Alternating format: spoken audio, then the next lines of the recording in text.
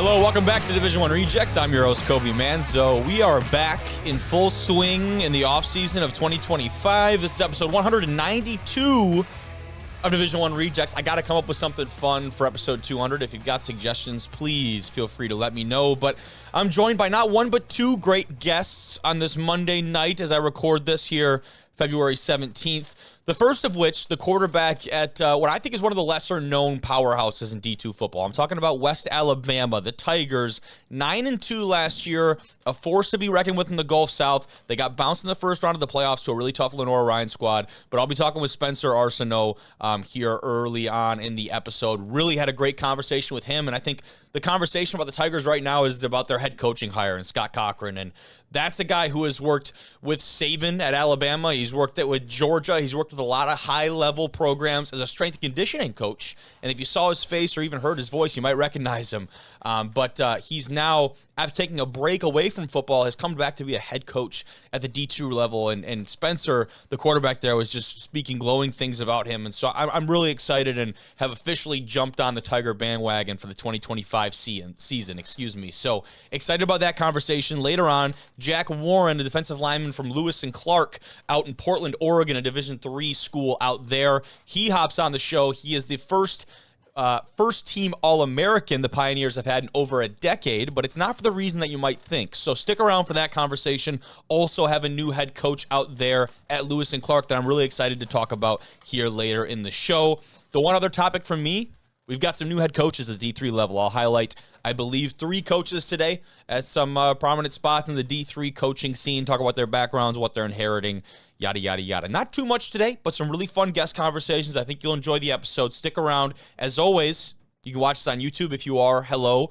Bottom of the screen, that little red line, you can fast forward. There's video chapters in the description on whatever platform you're looking at. Fast forward to any part of the conversation and then get the hell out of here. Otherwise, listen to the whole thing. Apple Podcasts, Spotify, you name it. Follow us on the socials. And we're into it, man. Into the offseason push. Excited to keep this thing rolling. Let's get into that first guest conversation. Joining the show tonight, the signal caller for the Tigers out of West Alabama. He's leading one of what I think is the lesser-known powerhouses in D2 football, Spencer Arceneaux. What's going on, man? Oh, nothing much. Living life, you know. Hell yeah, excited to get you on here. And I had mentioned before we got going, like, just going through kind of a list in my head of some schools that had not been represented on this pod. The fact that the Tigers were still on that list is kind of a shame. You felt like the perfect guy to talk about this team right now. Oh, no, I appreciate it, man. No, it's all good, you know. Not many people know about us, but we're trying to go ahead and put West Al on the map, so this is one way to do it. There's not a lot of 9-2 teams that people don't know about. What's up with that? Well, yeah, we can go with that, but I guess now, you know, after last year and after our new head coach hire, we're probably a little more recognizable, which is great, awesome. Love it for the city, little county up here. Love it for us, you know. No, I believe that, and we'll talk all about that for sure because I'm excited to talk about, you know, the new head coach for you guys. But what's the offseason look like for you guys right now in terms of where you at in the offseason program? Actually, so I think we've been we had a weird little cold spell there, so that kind of pushed us back a little bit. But yeah, I think we're like week 3, week 4, something like that in our offseason program. Okay. And we start spring ball actually on Saturday, which is exciting. Okay. So, yeah. But I don't know if you know anything about Coach Cochran. He has this thing called the fourth quarter program. Okay. You describe it, but I think I already know where you're going with this, where I'll give you the longer, old head type story. Up here at Northern, Buck Nystrom was on the coaching staff way back when. I played for his son up here before he left. But Buck Nystrom, who had coached at Michigan State, amongst other places, was basically the inventor of the fourth quarter program. So I think I'm pretty familiar with what you guys got going on down there, and I've run through a lot of those myself, man. Really? I had no idea. So I thought, I hadn't heard about it before. There's a bunch of, I'm not crazy, believe it or not. I'm not an Alabama fan. I go for LSU. So, go Tigers both ways. I got you. But anyway, yeah, so kids when they introduced Coach, everybody's minds went to fourth quarter. Yeah. And I had no idea what it was. Everybody was hyping it up and, kind kind of tempting and scary, but no, it's not that bad. Um, he may have dulled it down a little bit, which I really don't think he has. Okay. Um, but it's just a lot of agility drills. There's like two parts to it. So like one day you're just basically running. Like the other day we ran like 1080s, Oh yeah. while like the bigger boys or whatever, they were doing like speed tech, and then we just swapped. And then the other day you just do it's stations. You guys Oh like yeah. 6 stations, and then Oh you yeah. break, and then you do 4 stations. So yeah, it's No, I really not actually was that going to bad. ask about that later on because of those involvements. Obviously, I talked about Buck Nystrom being on the Michigan State staff. I'm assuming had overlap with Saban being there, and then pick that up, and that gets brought around the country. And now you see the fourth quarter at basically any college football stadium across the country, no matter the level. Mm-hmm. Right here, Mm-hmm. right as soon as Yeah, that fourth yeah, quarter hits, the literally. four fingers are in the air, and of Mhm. course now on the spot, I'm gonna forget what each of the fingers stands for. I know the thumb is like tucking away your pride or something along those lines, and Coach Nice would be ashamed Yeah. of me now for forgetting. But I love that that lives on, and that he's kind of instilled that into you guys now at UWA. No, it's definitely cool. And we kind of break it down on, oh Lord, we're doing the No, math. you're on the We're spot. only like day 4, so I think Okay, okay. it goes toughness. I know pride's at the end. Pride's in there. Yep. See, there Like we go. toughness, effort, accountability, oh, and commitment, and then pride's I at the think end. you just nailed it. I think you Yeah. just nailed it, Okay. dude. Cool. Cool. Cool. He's gonna be a Cool. He's proud got coach listening to this. Yeah, he's got there's a couple of videos on his Instagram where we just break it down at the end, and Yep. we shout those all out. So I love I it. think Megaphone that's in hand, right in the middle, just getting the boys ready to go. yeah, no, literally. That is that's pretty awesome, man. But yeah, I wanted to talk about Coach, obviously, because the more I learn about him, the more inspired I am as a bystander and as someone who has literally nothing to do up until this point with West Alabama football, and I guess really with Coach Cochran in general. But what was the guys' reaction to this news? And when that first broke, that you guys, you got your new head coach, and that this was the guy. Talk about and walk me through those moments. I'm gonna be honest, from my view, I was excited that it was somebody out of house, Yeah. Okay. just like a new face. Um, but like I said earlier, like I had no idea who the guy was. Um, Yeah. but most of the kids that grow up Bama fans around here, which majority of our team is, Yeah. um, they were all ecstatic and hyped, and the more I got to find out about him, and the kind of guy he is and the energy he brings, I was really ecstatic. I think he's going to be a great fit here. He's just gonna carry over the culture that we kind of already built, and he's just gonna stack layers on it. So it's exciting.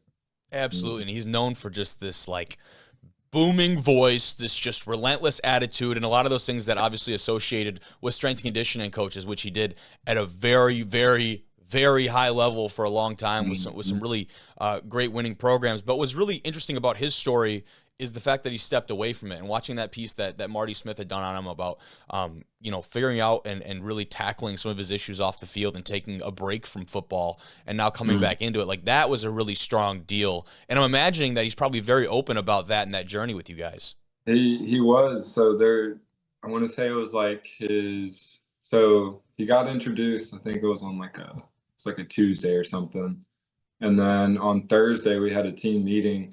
And he basically just told us his story. He ran down like his goals in life, which I think there were 10 national championships, 50 first rounders, and make a bunch of money, which he's done 2 of those. He's got 8 There you go.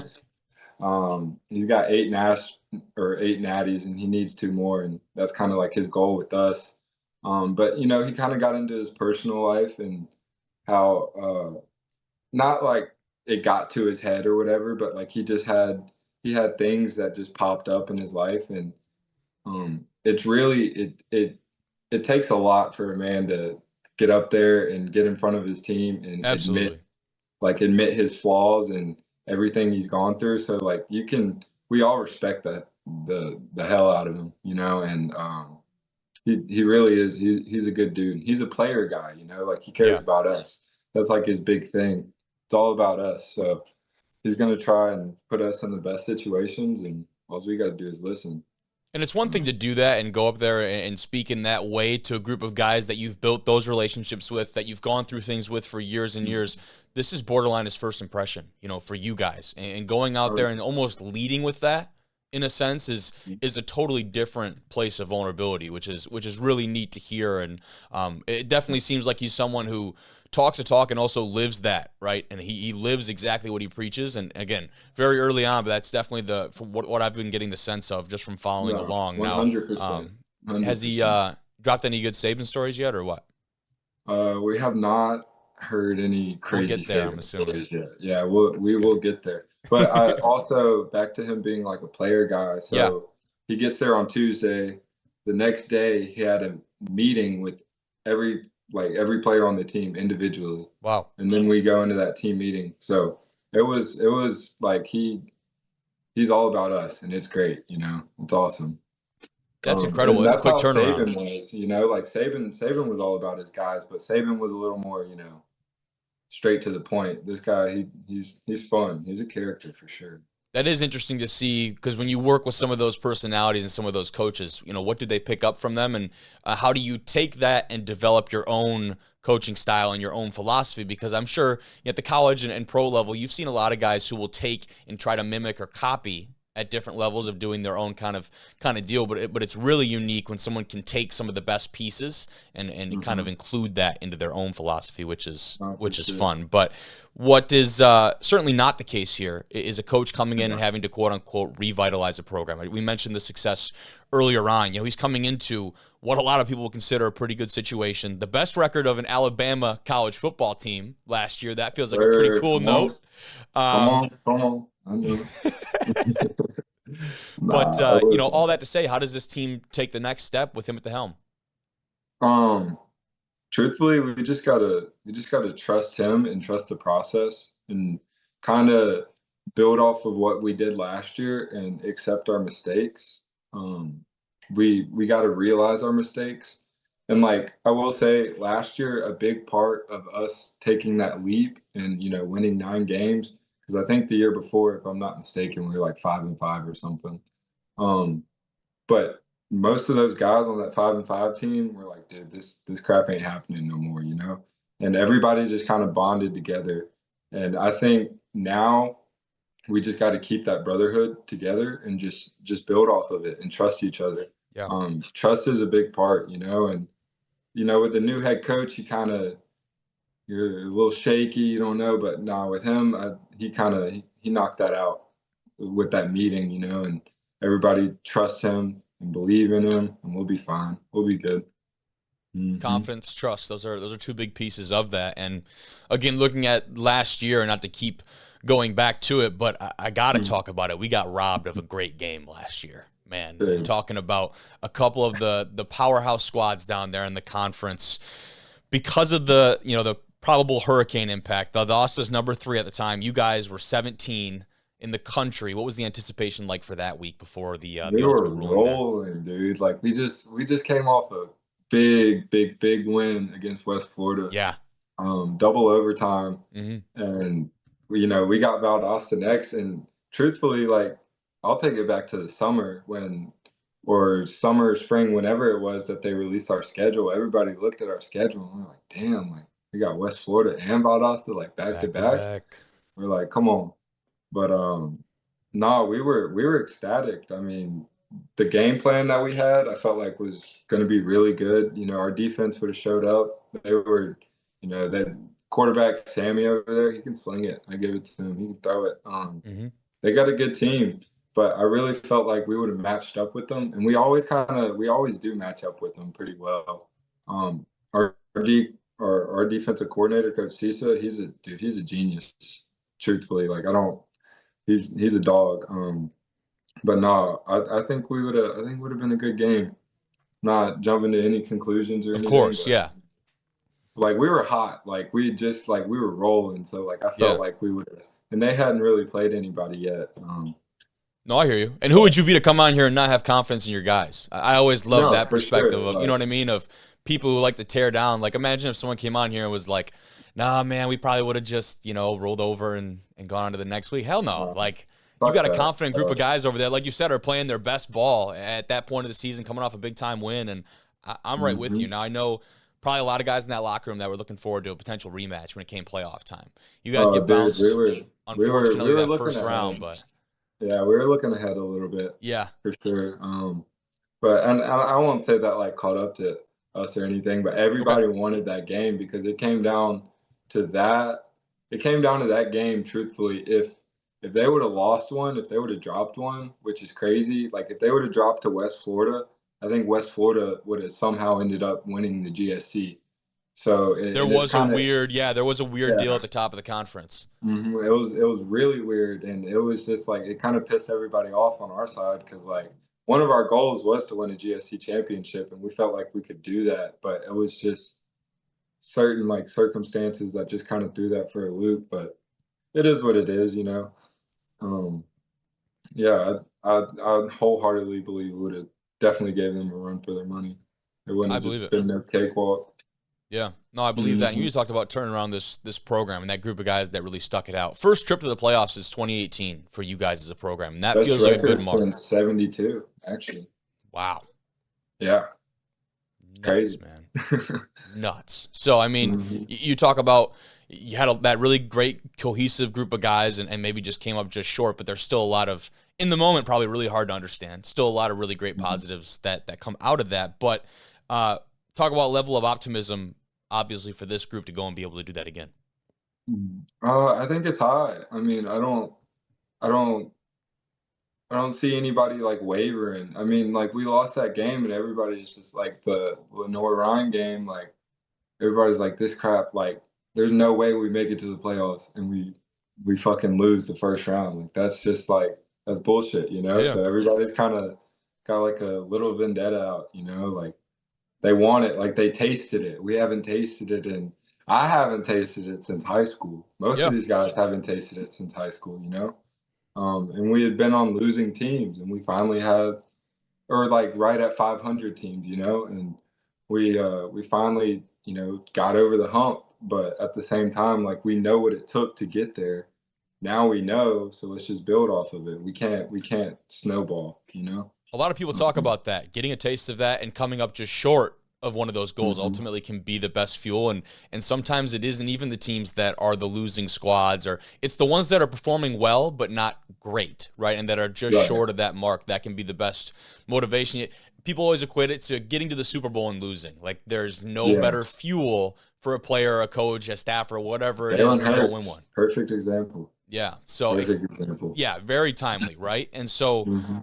I definitely can understand that one. And I wanted to ask about you more in particular. You mentioned Sammy Edwards earlier. You're playing a conference right now that has been known for some pretty high level quarterback play. Obviously, him being at the forefront of that as of late, but Patrick Shegod comes to mind immediately. Pee Wee Jarrett for a little bit of a West Florida flair. We know a good bit D1R. about those guys, right? What do we need to know about you heading into this fall, man? Um, I'm gonna try and take another step in my game. I think the what I bring to the field, I think it's a little different. I could probably, I mean, she got over at Delta State. I mean, you can kind of compare him to me a little bit. Okay. But I, I think my running ability is um, kind of a sleeper. People look at my stride and they think I'm moving slow, so I'm really not. I mean, I run 21 miles an hour. Like Hell I yeah. promise you, Come I'm on. not moving slow. So, but I would like to elevate my pass game a little bit more. And one thing I picked up on, like towards the end of the season, I definitely got more comfortable. Um, and I was starting to hit a stride a little bit. So I just want to carry that over. I just got to have cleaner feet, and I really think I'm one of the best in the conference. I don't doubt that. I believe in myself. My team believes in me, and that's all we need, you know. All that matters, man. People on the inside, right? Mm-hmm. No, for sure. I don't care about outside noise. I mean, Sammy again, great player, cool. He's got the accolades, um, whatnot, but uh, we've grinded over here. We're trying to make it out the mud. So that's Absolutely. all I'm gonna No, say yeah. about that. Totally get you there. And again, yeah, big fan of Sammy over here too. But again, from the perspective of like being confident in you and your guys. Like, who are you to not be in that headspace, right? And speaking of, inside that building, what can you say about as far as that returning group, especially offensively, coming back when it comes to some of those playmakers and also staffing wise? I hadn't seen too much big changes, at least on the outside. What can you say? It feels like most of the gang's still back together. Yeah, I think we lost a couple guys. I think we lost a GA. I think our receiver coach, he might be moving on. I'm not certain on that. Don't quote me on that. OC is still around. I think I will say we lost a couple receivers, Okay. but whole O-line's coming back. There you go. And last year, we rotated our guys a lot. So receivers, I'm not really mad about. And we got some good guys out of the portal too. So I'm really excited actually to see what this group, like what we can put together. Defensive wise, I'm telling you, dude, Coach Cisa, dog, he's going to have them boys ready to play. So they'll be fine. Hell yeah. I think we'll be good. And everybody, like, I can see the brotherhood because, we did lose a good bit of guys, a good bit of leaders, you could say. Older Almost guys. everyone did, right? And that's what happens. Yeah, that's just what happens. And so you got to have new guys step up. And we've had that. So I'm excited. And we're going to rely on some of our young guys this year. And I think they're going to ball out. I don't think we have like, we don't have like a little weak spot. Everybody has a weakness, but like, I think we can be able to overcome it. Now, I will say our goal is we need to not have penalties. That killed us last year. We would have beat Lenore-Ryan if we didn't have so many penalties. But other than that, we'll be good, man. We'll be rolling. Sweet. Well, that's all I have for you, brother. I'm excited to continue to follow along here, at least, again, from my Twitter space or whatever the hell that actually is, right? But because geographically we're a little far away, but no, I really appreciate your time, man. You got me excited about this team, going into the fall, and I'm gonna get on board the bandwagon here early instead of November. Count me in here in February, dude. Appreciate you, man. I appreciate the invite. Yes, absolutely. Sir. Sweet, man. Well, have a good rest of your night. Thank you, Spencer. Yeah. All right, really appreciate Spencer joining the program tonight, and we're going to switch over to the D3 scene. Last week, we highlighted some Division II head coaches at new spots, taking the helm up of their respective programs. This week, we're going down to the Division III level, talking about a couple coaches here that are taking on some big-time jobs. So, where else to start than SUNY Cortland? And they got themselves a guy. And before I say anything about Coach Blue, as they call him, I want to show you guys the reaction to Coach Blue, because I think this says really all you need to know about what the guys think about their new head of the program. Welcome our new football coach for the Cortland Dragons, Coach Tom Blumenauer. Coach!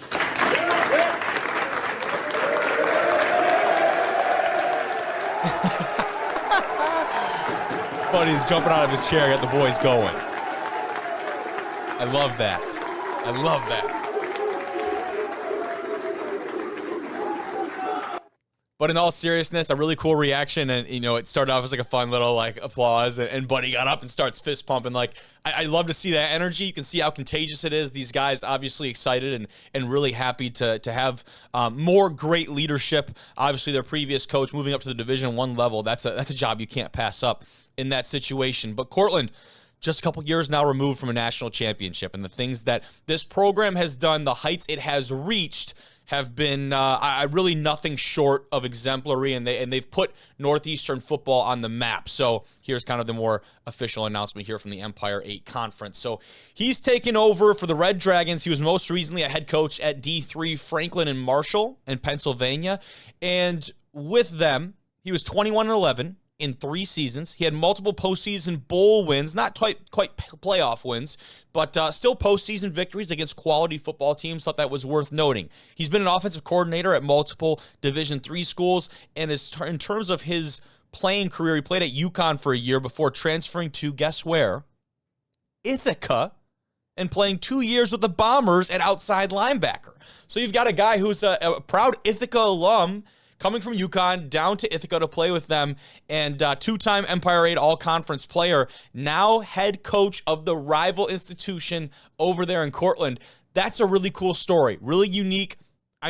what a better way to kind of encapsulate a D3 football story. I thought that was really cool and worth noting for Coach Blue. But talking about what he inherits with the Red Dragons, since 2021, they're combined 45-5 with 4 Elite 8 titles and 4 NCAA appearances, highlighted by winning the 2023 national championship. And so that is that's tough to top, right? That's tough to top. And when you look at the Empire 8, they've been able to dominate the conference, and that's not to say they haven't had close games, right? But they've been able to really dominate the conference. You look at right now, their biggest roadblock has been, and then the roadblock in terms of they still have come out on top, but a Brockport team that has seemingly gotten better and better and better. You know, I'm assuming they look at it from this angle as this is now their window to go ahead and take the conference. Can a team like Morrisville go ahead and make the jump and take the next step? Can a team like Alfred, who was also 3 teams right there that were 5-2 in conference play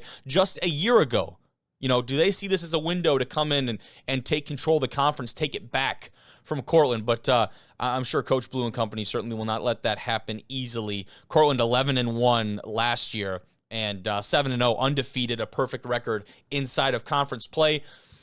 You lose some big-time pieces, right? You lose some big-time pieces at the offensive skill position. Defensively, I'd have to do a little bit more research to see exactly what they're returning. You know, I think a lot of things will shake out, too, in terms of what's the staff look like a month from now? Does he have that all sorted? And that's something that you're going to follow with all these head coaching hires. But the very preliminary look at this is you have a winner of a head coach that has played at this level, has played in the Cortica game, that is coming to coach this program. He knows and embodies what that is. So a really good, seemingly a really good hire here from Cortland to keep their success going and keep the trend upwards for the Red Dragons. But we will move forward. Let's talk about a squad not quite up in the Northeast, in Muskingum, bringing on their new head coach. That being Matt Nardo. He's the newest head coach over there at Muskingum, and he, a little bit of a cool tie-in. He earned his master's degree at Muskingum in 2007, so it certainly has some ties to the school. His coaching career began at Muskingum, where he was a defensive assistant for 3 seasons. So you've got some really neat ties and kind of a homecoming of sorts for Coach Nardo here to come back and coach. He says, quote, "The moment I first stepped onto campus 20 years ago, I knew I had found a home. Muskingum helped shape me, not just as a professional, but as a person." Really nice, heartfelt, touching little sentiment right there. I like that from Coach. Now, otherwise, he had a 3-year run as the head coach at Bluffton. He led the Beavers to their best HCAC finish in 8 years. He set lots and lots of offensive records for the Beavers, a couple of those being the most touchdown passes in a game the first season with 3 600-yard receivers, the highest scoring average since 2017, and the fewest sacks allowed in Beaver history. So obviously seems like a very prominent offensive mind coming over to take over this Muskingum squad. He spent 4 seasons at D2 Emporia State as the offensive coordinator and the recruiting coordinator. So a pretty good wealth of experience, and I think this makes for a lot of really good stories, these homecomings of sorts, but when you can leave home and go and find all of these great other experiences and take those experiences and learn from those and bring them back to the place that helped to mold you and help to, to really bring that place to the next level. Because I'm sure sometimes you see people who coach or start somewhere and never leave. And that's great too. There's something to be said about the loyalty of staying at a place and never leaving and going elsewhere. But I think there's a very important part of coaching and playing and professionally in life where you can leave a place, develop yourself, learn, and soak in different experiences and learn from different, in this case, coaching philosophies or structures, and then come back and enhance the place that you started out in, right? Now, when it comes to Muskingum, you look at OAC and conference play, and you're losing John Carroll this year, which is one of the top teams in the conference. Mount Union has owned this conference for a long time. Marietta had an incredible year last year. You're looking at, Baldwin Waldness, Heidelberg, both finishing in front of you in conference play. I guess Heidelberg and them were probably maybe tied. I don't know what their head-to-head was last year. But right now you're sitting at a middle-of-the-pack team if you're Muskingum. And they have one of the coolest mascots in college football, by the way. I'm sorry, my brain just does that sometimes. You guys have to see this. Magnus the Fighting Muskie. We covered it like probably 2 years ago, but I'll be damned if I do not show you a picture of Magnus right now. Sorry to get off the conversation of coach. Look at Magnus, man. Magnus is incredible. And this is from Muskingum University, their official Twitter X account. It says, PSA, Magnus, our mascot, is a fighting muskie. He is not, in all caps, not a shark. The webbed fingers are such a nice touch. Just one of the best mascots in all of college athletics. But back to the Fighting Muskies, their squad. You're at the middle of the OAC right now, and you've got a chance to take this program to the next level, and that's what they're really hoping they've got here. He's got over 20 years of overall coaching experience, Coach Nardo does. So really going to be exciting to see how that shapes up in the conference, where when you have John Carroll leaving, when you have these other teams, it feels like the gap between Mount Union and the rest of the conference maybe is smaller than it's been in the past. You look at some of those games last year, Marietta losing by just a touchdown to them at the end of the regular season there. Do these teams start to vie for a little bit more of that conference strength, especially losing one of the predominant powers in the conference? Feels like a good time to get associated with this Muskingum program. But we'll keep things moving along. The last one that I am very excited about, and we'll talk about him more in our future guest conversation here later in the episode, so I won't go too in-depth on it, but I do want to talk about his experience here. Brett Elliott, the new hire at Lewis and Clark. I'm going to take you through this list here, because when I looked into this, and this is why I made a post about it, I was amazed at the wealth and the depth of experience that this man has, being the next head coach of this D3 institution. And most recently, he was a D3 powerhouse Linfield out west. He's offensive coordinator for the past 6 years. But let's talk about the history and his career playing and coaching. Let's start off with the playing career. He was the 2005 Gallardi Trophy winner at Linfield. You can see the stats on the screen if you're listening at home. Over 4,000 yards through the air, almost 50 touchdowns, averaging over 350 a game. That's good enough to be the best player in Division III football. He did that for 2 years. He was incredible. He was a stud. Now, after his playing days at the college level were over, signed as a free agent to the San Diego Chargers in the NFL, went on to have a little bit of a stint with the Rain Fire in NFL Europe, and closed off his career playing for a couple different Arena League teams, the Utah Blaze being one of them. At least I could find a picture for right there. So had a stint of playing at the professional level. Now when it comes to coaching, I talked about the Linfield experience. Offensive coordinator, quarterbacks coach at Linfield. That's not where he stopped. This guy was in the same room and was a part of developing Dak Prescott at Mississippi State, where he was the quarterback coach. He was also a co-offensive coordinator and quarterback coach at Texas State, and he had the same title at James Madison. So now you're talking about a guy who has a wealth of experience at the D1 level, who has cultivated a great offensive mind and learned under the likes of Dan Mullen and other big-time names in the coaching world. So that seems pretty important. And now his most recent stop, head coach at Lewis and Clark College, the Pioneers. So that's the quick history on him. To talk about some of his achievements while he's been coaching at Linfield for the last 6 seasons. They went to the D3 playoffs in 4 of his 5 seasons on staff. They averaged 42 points or more in all 5 of those seasons. Led all of D3 in passing offense in 2019 and led D3 in red zone offensive efficiency last year at 95% scoring. All that to say, the dude knows what he's talking about. He's a great offensive mind and is going to make a big impact at Lewis and Clark. So I talked about some of his other stints. He played 3 years at Utah before transferring originally to finish his career at Linfield, which I had talked about. I believe it was because of a wrist injury. He still has the D3 record for most touchdown passes in a season, 61 and more records. Wow.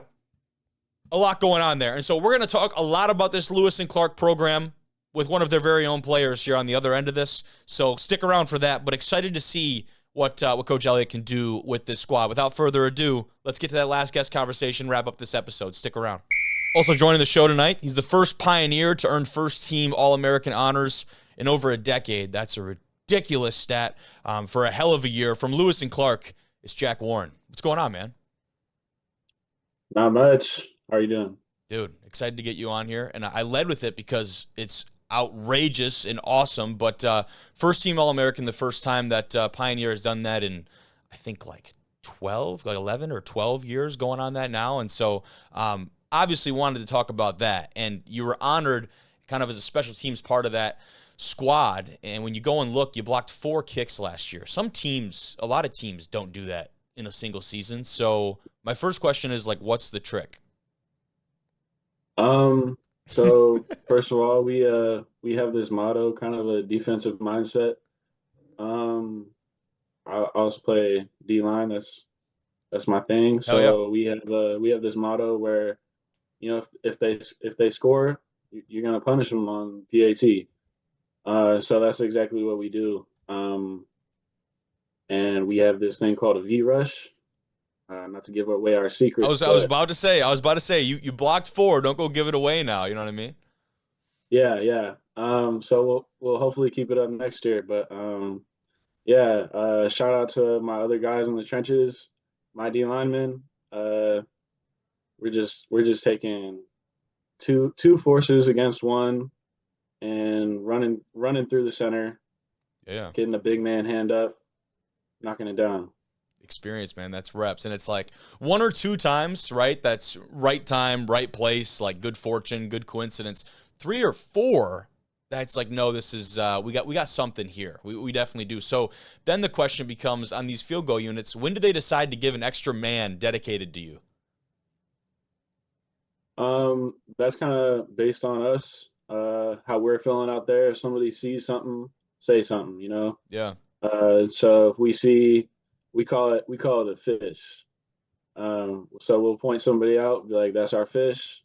We're gonna run through that man right there. And that's who you line up against, or what? Yeah, that is, man. That's good, dude. I love that. Yeah, they got a photo on the website that was like perfectly encapsulating it. Just big mitt up in the air, stiff arming someone to get through. You're just fighting through his face, and just a big mitt in the air, just right place, right time. I absolutely love that. But I wanted you on here more than to talk about your ability to swat footballs out of the air, even though that is incredibly impressive. Let's talk about this team. You guys have finished 500 the last 2 seasons, which I totally understand to an outsider might not seem like much. But when you look back and do a little bit of, you know, your research and your homework on this team, the last winning season for the squad, that was in 2011. So it means something else to this team. And so now you're in a very unique position where you've come in and really started to see the growth of this program. And you know, like many others, it doesn't happen overnight. But what can you say about the trajectory that you've seen this program take change here over the last couple of years? Yeah, for sure. Coming in as a freshman, we had a lot of older guys that were strong leaders on the team. Building the foundation, building the culture. We're pretty big on that as a group. And so coming in, you know, fighting for a starting spot, I was able to make it on the starting team 4 games into freshman year. That's awesome. Yeah, I was fortunate enough to do that. And just like I said, the guys ahead of me set the tone for us freshmen. I'm doing my best to continue that same mindset, that same culture of, despite Lewis and Clark's past, this is what we're going to do, and we're going to fight like hell to go for it. So that's what I expect, nothing less for us next year. We're going to fight for it. We're going to go playoffs, do our thing. Standard's been set, right? And now you just have to go every single year and try and one-up yourself, right? It's not about comparing to other teams or locker rooms or players. It's about beating what you've done in the past. I kind of like that idea. And you've got 1 more year, correct? This is it? Yeah. So talk about how gratifying it would be for you to come in at kind of the start of this change and to leave it this following year, hopefully with a winning record, and leaving a place better than you found it, and starting to erase some of that negative association that outsiders may have with that football program. Yeah, it would mean the world to me. You know, football is something that I've always loved. I believe with all my heart that it's the greatest sport in the world. Amen. And so that would truly mean the world to me if I could, you know, leave an impact on this team, leave a positive outlook for my brothers, and just keep it going. Because and then that's what really matters. After college, if I get to the opportunity to play again, that might be great, but Yeah. I also might just have one more year. And that's a little daunting, but it's also kind of like, why not give it all my effort, all my time? So. And you talk about that coming in as a freshman, having that good group of the older veteran leadership there. How many of those guys from your freshman class are still around? I was curious. Yeah, we actually have a few guys on the coaching staff that are hanging around. Really? Okay. Rusty Nazoy, Daniel Pham, Sam Meinhard, that's my D-line coach. All guys that I played with my freshman year. That's neat. Yeah. So. What about that incoming freshman class, the guys in your class that came through? How many of them stuck it through and are still here in the program with you? Yeah, those are my guys, man. My class is that's family right there. We have a good group of guys. I think my freshman year class was about,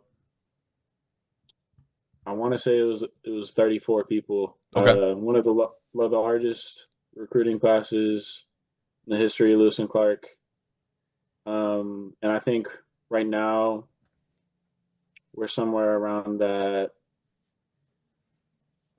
28 mark for our group, maybe 25, somewhere around there. That is a ridiculously high percentage of retention. You know what I mean? When you cast that wide of a net, typically you're not gonna keep that many guys around for that many years. It's just the nature of college athletics, and I think college football is a microcosm of that specifically. But to talk about you guys more out in Portland, Oregon, and a squad that I kind of mentioned to you, we just haven't talked a lot about on the show. And so I think the offseason is a great time to tap in and hear some of these stories from different campuses and different guys. But you came over from neighboring Washington a few years ago out of high school. What made Lewis and Clark the right fit for you, man?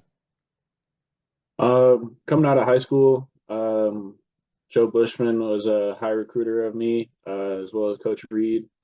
And they were really pushing for me to go there. They really cared, compared to like some other schools that were like, yeah, we want you here. And that was about it. Yeah, say it, didn't show it. They Classic. showed me they cared a lot. And another thing was my parents split up the end of my senior year of high school, and I was just having some family struggles. My brother was leaving off to college. So I kind of wanted to stay close to my mom. My freshman year, I was actually commuting from Vancouver, Washington. Oh, wow. All the way down to South Portland. And then it was something like a week and a half in, and I realized that wasn't really manageable for me. That's all it took, huh? Yeah, and so luckily I was able to have my great group of guys just be there for me. I was able to crash there whenever I was staying on campus, just kind of couch hopping 6 nights a week. Man. And still trying to be as close to my mom as I could. But. Yeah, now that talking about the class and like you had mentioned earlier, like that's family. Like that takes on a whole new meaning, right? Because those guys that you come in with that now very early on in your college career, you're having to depend on them in a really big way. And that's not easy. As someone coming in fresh out of high school, you're going to college, you got to meet this big group of new faces and new guys. And the last thing that a lot of freshmen want to be is incredibly vulnerable and feel like they need other people to, a lot of guys try and make it on their own or try and really tough things out. But to be in that position and having to rely on those guys, was that tough at first? Yeah, for sure. It was tough to find my place exactly. I spent a lot of time in the locker room. I kept most of my stuff there. I was fine with crashing at my guys' places, but I didn't want to overstep and keep like a ton of stuff there or anything. But Sure. So that was a little difficult to balance for sure. But I think as a group we do a really good job of making everybody feel welcome, and just making sure that egos are left aside and that it's real. Absolutely, man. And like you said earlier, it's one thing to say that all those things, and it's another thing to do it. Just the same thing with the coaches in the recruiting process of wanting someone, saying it versus showing it. Sounds like the guys there said it and have lived through it and followed through on that, which is a really neat deal. Now, the big news around the program as of late, of course, the hiring of your new head coach, man, Coach Elliott. Talk to me about what the last couple of weeks really have looked like under his new leadership. Obviously, things still very fresh because you just got brought on, but even in that time, not much, maybe a lot of involvement football-wise. What can you say about him and his impact? Yeah, for sure. Coach Elliott is great. I think he can really control a room. He's a great motivational speaker. I'm really excited to see more of what he can do. Like you said, it is pretty early, and so I don't have too much to say on what he's been able to do. We have had like some recruiting visits that have been pretty good, but it's also been a lot on the players to kind of step up and keep our culture that those seniors that are no longer here provided for us. So. Mm-hmm. Yeah, no, absolutely. And you've worked this hard. That group has worked so hard to get to the point where you are now. We talked about some of the things they had to overcome in the past, and so now, with new leadership, could be a chance for some of that stuff to slip away. So it definitely is I'm assuming a big emphasis to keep all of that very much at the forefront. But we put out a post on him today because I honestly was amazed at the depth of experience, that vast different levels of experience that he's had all over the place. You look at just basically every level, playing and or coaching at it. Has that been pretty apparent early on that this guy has just been a football lifer and been all over the place and worked with some really talented people? Yeah, for sure. We had a couple candidates for the position. We actually opened up interviews to the whole team and let the team sit in. Well, that's really neat. And give their thoughts on the different coaches and candidates. And I think we just decided that Elliott was our guy. Like you said, he's very knowledgeable, has a ton of experience. I think he's definitely going to do great things for this program. That's pretty sweet. So the whole team got to be a part of that process, at least in some way. Yeah, for sure. And we even left our own comments on it, like a little spreadsheet of just what our thoughts were, rating them in different ways. There's probably 20 different questions, rating them on different things, 1 through 5. I hear you. Yeah, because I've been a part of, a search committee up here, playing at Northern, got the chance to sit on a committee for our next head coach. And it was myself and one other player that got to sit in and kind of voice opinions in that way. And we were able to show the interviews after the fact to a smaller group of people just to get more input from some of the guys. But I haven't really heard of, the entire roster being able to have at least some level of input or involvement in that process. That's really neat because you talk about what that means from the guys' perspective. I'm sure it meant a lot to them to at least feel like they had some kind of say or influence in the matter, right? Oh yeah, for sure. Especially nowadays with the portal, a head coach leaving, that's going to encourage a lot of guys to leave. And so I think the team being able to sit on that and talk with the candidates one-on-one, just be able to really get to know them first, and be able to express our opinion on them. It was great, and I think it did a good job on keeping our team together. Retention is the hardest part of being a college football coach right now, especially ones coming in to inherit a roster in the way that, like you said, a lot of coaches leave, and the first thing that a lot of the guys do before anything can really be figured out is hit the portal and scram. And for better or worse, there's a lot of other situations, that could lead to that, right? But that could be a very tough deal. But I wanted to also ask, does it feel good to kind of steal him, in a sense, from Linfield? Oh yeah, for sure. As I'm sure you know, Linfield is a pretty prestigious program. Trust me, we know all about them. So I got to imagine that feels good. Oh yeah, for sure. I got a couple of buddies over there that are a little hurt about it. The guys that follow you actually. So, I get to talk trash with them. But yeah, it's great. I think he's going to do great things. He's a great offense. I'm really excited. Yeah, I mean, the guy coached was a big part of Dak Prescott and some other big names. Obviously coached under Dan Mullen. These are big-time names that a lot of even just casual football people would know offhand. I think that's definitely worth mentioning. But, no, I got to imagine the attitude in that building is at a pretty high place right now. Where are you guys at in terms of the offseason program? Spring ball coming around the corner here?